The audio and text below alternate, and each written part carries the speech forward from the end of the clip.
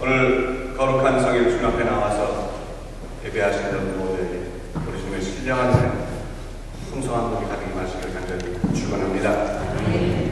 미국의 한 목사님이 장거리 출타 중에 다음 주 주보를 만들기 위해서 교회 사무실로 전화를 하셨습니다. 사무원이 전화를 받기에 다음 주 설교 제목을 주십니다. 제목이 The Lord is my shepherd, 여호와는 나의 목자시니라고 하는 제목이었습니다. 그 전화를 받은 사무원이 목사님께 묻습니다. 이게 그게 전부입니까? 그렇게 물었을 때 목사님이 대답하십니다. Isn't that enough? 그것으로 충분하지 않습니까? 목사님이 출장을 마치고 교회에 돌아와서 준비된 주보를 보았습니다. 주보는 이렇게 쓰여져 있었습니다. The Lord is my shepherd. Isn't that enough? 여호와는 나의 목자시니 그것으로 충분하지 않습니까? 목사님은 그날 설교의 제목을 바꾸지 않은 채 그대로 주보에 실은 그대로 설교를 하셨습니다. 그날 교인들은 설교 제목에서부터 큰 은혜를 받게 되었다 하는 것입니다. 사랑하는 성도 여러분, 지난 한 주간 동안 어떻게 지내셨습니까? 크고 작은 문제와 걱정과 근심 가운데 고생하지는 않으셨습니까? 배우자의 문제, 자녀의 문제, 또 친척과 이웃들로 인하여 속상하지는 않으셨습니까? 이런 문제를 인하여서 괴롭고 힘들고 어려운 시간을 보내시지 않습니까? 바라는 일, 원하는 일이 이루어지지 않으셔서 상심하지 않으셨습니까? 또 여러분이 하시고자 했던 사업상에 또 가정에서의 계획이 뜻대로 이루어지지 않아서 틀어져서 힘들어하시지 않으셨습니까? 그러나 여러분, 한 가지만 분명히 기억하시기 바랍니다. 우리가 어떠한 처지, 어떠한 상황에 있었다 할지라도 여호와께서 우리를 인도하십니다. 사망의 음침한 골짜기로 다닐지라도 주님께서 우리와 함께 하심을 분명히 믿으시기를 바랍니다. 그렇다면, 그것이 분명하다면, 그것을 분명히 믿으신다면 그것으로 충분하지 않으십니까? 그것으로 만족할 수 있는 것이 아닙니다. 아르헨티나 출신의 유명한 목회자인 후안 카를로스 오르티즈 목사님의 책 가운데 이런 제목의 책이 있습니다. 더 받을 것이 없습니다. 그리스도만으로 충분합니다. 그렇습니다. 하나님께서 우리와 함께 하신다면, 그리스도께서 우리의 인생의 주인이 되신다면 더 바랄 것이 없는 것입니다. 그것만으로 충분한 것입니다. 여러분 모두가 여호와께서 우리의 목자가 되신다는 사실만, 예수 그리스도께서 우리의 구주가 되신다는 사실 한 가지만으로 기뻐할 수 있는 참된 신앙이 되시기를 간절히 축원합니다. 사도 바울은 오늘 본문에서 부활신앙으로 무장된 성도들이 현재의 고난과 역경을 이기며 절망의 상황 가운데서도 하나님을 향한 신앙을 잃지 아니하고 주님을 바라보는 믿음을 노래하고 있습니다. 인생을 살아가다가 고난과 역경을 만나 어려움에 빠진 성도가 그 시련 가운데서도 흔들리지 아니하고 믿음을 지키며 부활신앙으로 승리해야 함을 권면하고 있는 것입니다. 유한한 이 땅을 바라보고 상심할 것이 아니라 영원한 하늘나라를 바라보며 소망 중에 전진해야 할 것을 가르치고 있는 것입니다. 고통의 환경과 고난의 순간에 그 절망을 딛고 일어나는 승리의 믿음을 전하고 있는 것입니다. 그럼 우리가 어떻게 하면 절망을 이기는 믿음을 소유할 수 있습니까? 절망을 이기기 위해서는 어떠한 자세로 살아야 하는 것입니까? 첫째로 그 절망의 순간에 하나님의 음성을 들을 수 있어야 하는 것입니다. 이사야서 6장에 보면 우시야 왕이 죽던 해 부족 청년 이사야가 하나님의 성전에서 거룩한 하나님의 형상을 보고 하나님의 예언자로 부름을 받습니다. 이사야는 우시야 왕의 총애를 받던 사람입니다. 그런데 그가 그렇게 믿고 의지하던 우시야 왕이 죽은 것이었습니다. 자신의 출세기를 약속하고 부귀와 영화를 보장했던 우시야 왕의 죽음은 청년 이사야에게는 슬픔과 절망의 사건이었습니다. 그런데 그 캄캄한 절망의 순간에 하나님의 성전에서 기도하다가 놀라운 은혜의 체험을 하게 바로 자신을 선지자로 부르시는 하나님의 그 음성을 듣게 된 것입니다. 형통할 때는 보지 못하던 하나님을, 형통할 때는 듣지 못한 하나님의 음성을 고통의 순간에, 절망의 순간에 듣게 된 것입니다. 번영할 때는 보지 못했던 하나님의 그 거룩한 형상을 실패의 순간에, 고통과 괴로움의 순간에 배울 수 있게 된 것입니다. 이처럼 성도에게 때로는 절망이 우리로 하여금 하나님을 만날 수 있게 하는 통로가 되는 것입니다. 지금은 성공회 대학교 교수로 활동 중이지만 한때 통역감 사건에 연루되어서 무기수로서 20년간 옥살이를 한 신영국 교수의 옥중수필 감옥으로부터의 사색이라고 하는 책에 보면 하룻밤의 어둠이라고 하는 제목의 글이 있습니다. 그 글에 보면 그가 감옥살이를 하던 중에 교도소의 변전기가 고장나는 바람에 실로 오랜만에 불 꺼진 방에서 하룻밤을 지낼 수가 있었다고 합니다. 감옥에서는 죄수를 감시하기 위해서 하루 24시간 불을 끄지 않는데 전기가 나가는 바람에 실로 오랜만에 불 꺼진 정겨운 밤을 맞이할 수 있었다는 것입니다. 그런데 그 캄캄한 밤에 미처 듣지 못했던 여러 가지 소리들이 들려오더라 하는 것입니다.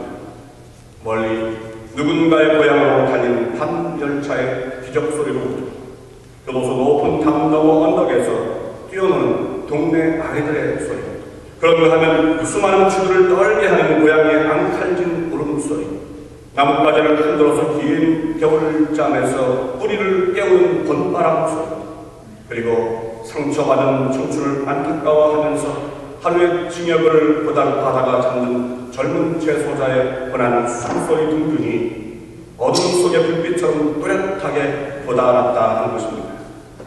파란 전기불이 켜있을 때는 미처 듣지 못하고 들리지 않았던 소리들이 선명하게 살아서 뒷전에 부딪혀 왔다는 것입니다.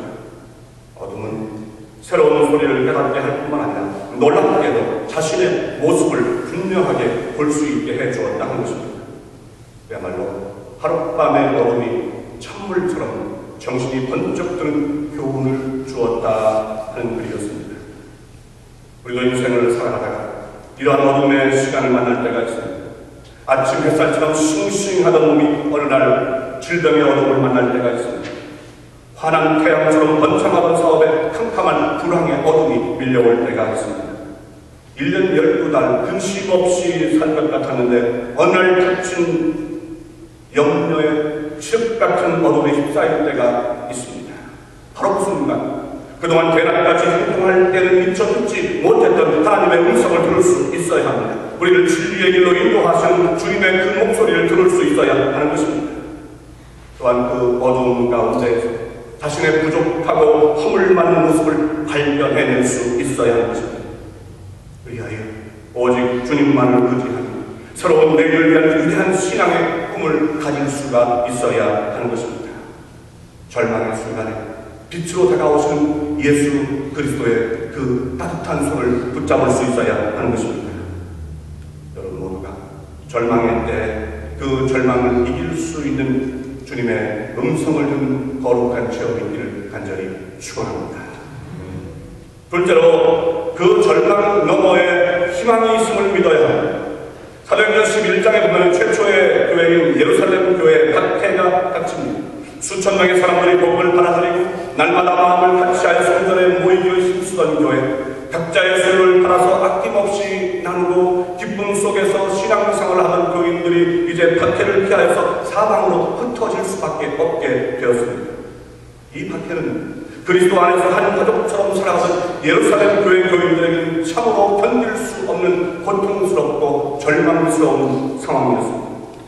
그러나 하나님께서는 이 절망의 저편에 소망의 불씨를 숨겨 놓으셨습니다. 이때 흩어진 교인들이 안디옥의 교회를 세우고 이 교회를 통해서 소아시아 전역에 복음이 퍼져가게 되었던 것입니다. 예루살렘 교회가 겪었던 고통과 절망이 바로 기독교가 온 세계로 퍼질 수 있게 된 결정적인 계기가 되었던 것입니다. 예루살렘 한 곳에 머물러 있던 우물 안의 기독교가 온 세계에 소망을 주는 타오르는 생명의 불꽃이 된 순간이었던 것입니다. 오래전에 유럽 사람들이 동양과 해상 교역을 하기 위해서는 대서양에서 아프리카 대륙의 남쪽 끝을 빙 돌아서 인도양으로 나오는 그 백길밖에는 없었습니다. 그런데 아프리카 남단의 바닷길은 물결이 험하고 바람이 심해서 뱃사람들이 항해를 꺼리는 그런 곳이었습니다. 수많은 배들이 그곳을 지나다가 풍랑을 만나 파선을 하였고 돌아오지 못하는 선원들이 많았습니다. 그래서 포르투갈 사람들은 그 뱃길, 그 바닷길의 이름을 절망의 해협이라고 불렀습니다. 그러나 용감한 뱃사람들은 그 절망의 해협에서 포기하지 아니하고 끊임없이 안전한 항로를 찾아 나섰고 마침내 1497년 포르투갈의 항해자인 바스코 다 가마에 의해서 이제 아프리카 케이프 포인트 남쪽의 작은 섬인 캐리 섬의 안쪽을 끼고 나가면 바람을 피하고 파도를 피할 수 있는 안전한 뱃길이 있다고 하는 사실을 발견하게 되었습니다.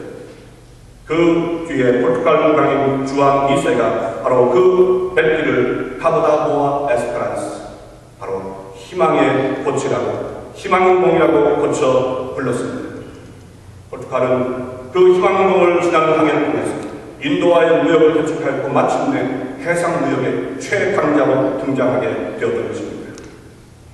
우리가 인생을 살아가다가 도저히 통과할 수 없을 것만 같은 절망의 해협을 만날 때가 있습니다.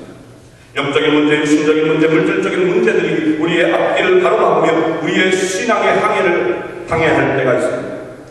바로 그때 하나님을 바라보며 성령께서 공급하시는 지혜와 능력으로 시련의 파도와 환란의 물결을 헤치고 나가면 그 절망의 해협이 희망봉으로, 희망의 봉으로 바뀌는 역사를 경험할 수 있는 것입니다.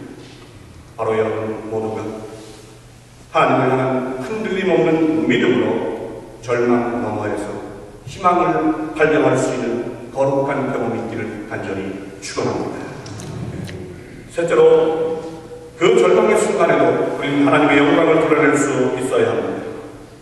훌륭한 선장은 폭풍우를 만날 때 그 진가가 나타난다라고 하는 영국의 속담이 있습니다. 평온한 바다를 항해하는 것, 그것은 모든 뱃사람에게 그리 어렵지 않은 것입니다. 그러나 거친 파도와 일렁이는 폭풍우를 만날 때 비로소 훌륭한 선장이 절실하게 필요한 것입니다. 마찬가지로 진정한 신앙인은 위기를 만날 때 그 진가가 드러나게 되는 것입니다. 대부분의 성도들이 평탄할 때는 어렵지 않게 신앙생활을 해나갑니다.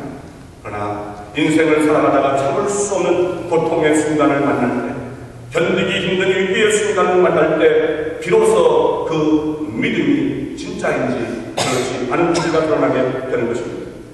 거짓 신앙인은 어려움이 닥치면 먼저 자기 살기를 찾습니다. 그러나 참된 신앙인은 절망의 순간에도 하나님의 뜻을 먼저 생각하고 그 뜻을 이루기 위해서 최선을 다하게 되는 것입니다.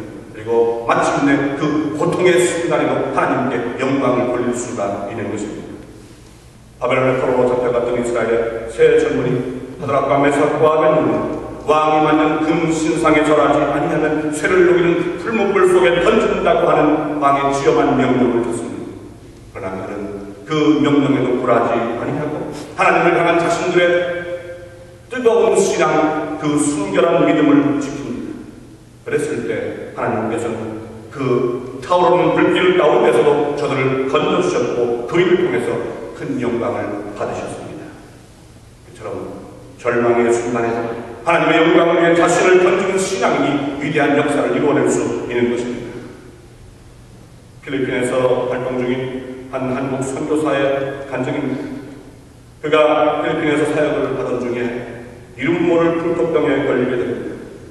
현지에서 치료를 하기 위해서 애써 보았지만 병은 차도가 없었고 몸이 점점 쇠약해지자 거기에 결핵까지 함께 걸리고 말았습니다. 하는 수 없이 지칠 대로 지친 심신을 이끌고 한국으로 돌아오는 그는 세브란스 병원에 입원을 하게 됩니다. 장기간에 걸친 치료에도 불구하고 병은 낫질 않았고 결국 죽을 날만